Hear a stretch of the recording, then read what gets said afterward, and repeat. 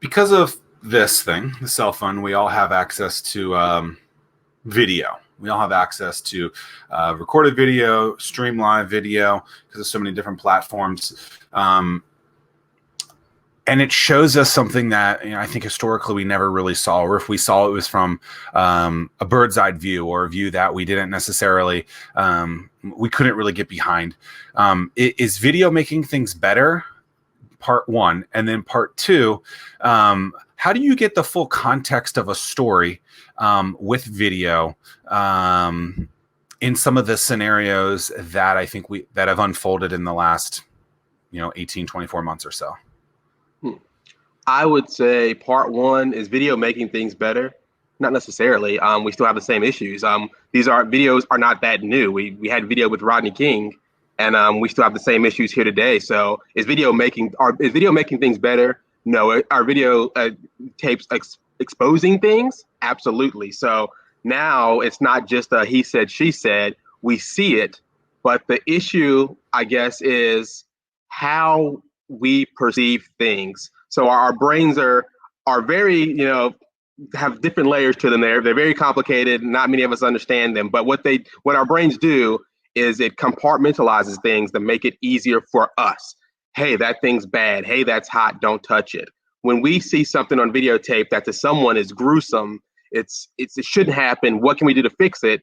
Because of circumstances that people go through, their brain compartmentalizes it, and they say, hey, well, this group of people or these persons should have listened. They should have obeyed the rules. They shouldn't have been doing this, and they wouldn't be in that circumstance. So video helps because it exposes things to light. It allows us to have that conversation piece. It opens up the door for that communication that we've been talking about so much lately. But it also affords us the opportunity to say, hey, we see it.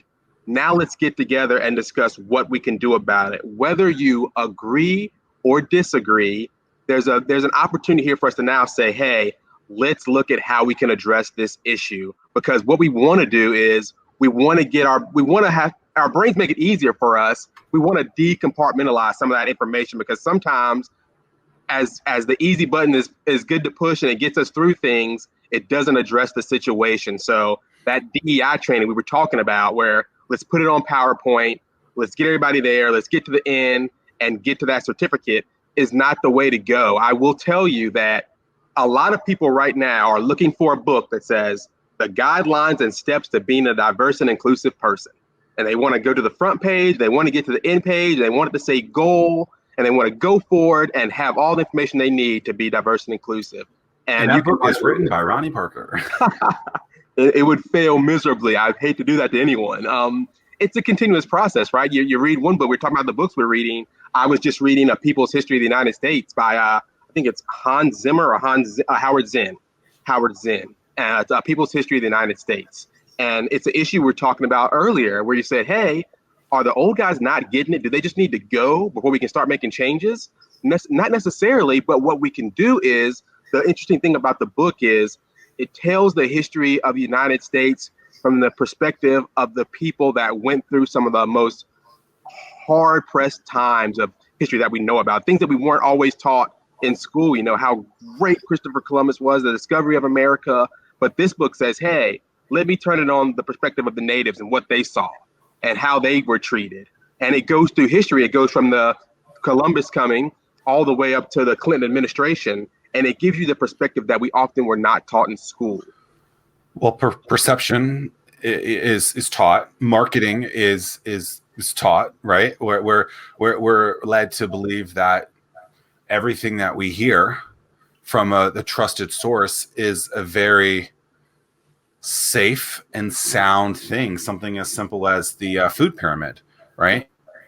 And so you realize that something as bad as cereal, that and cereal in many cases is, and I love cereal. I love me some cereal, right? Who doesn't? But there are certain things that, like, oh, this trusted source said this thing, so therefore I can trust it. When you realize, that's a good piece of propaganda there. So, I think perception in this case is marketing. Marketing is taught. It's propaganda. Like, it's pushed. And so it's hard. And I think a lot of people are starting to push back more than ever before, because I think people have access not just through 4 channels. NBC, ABC, Fox, CBS is where they got their kind of media before, and now everyone has their own media channel.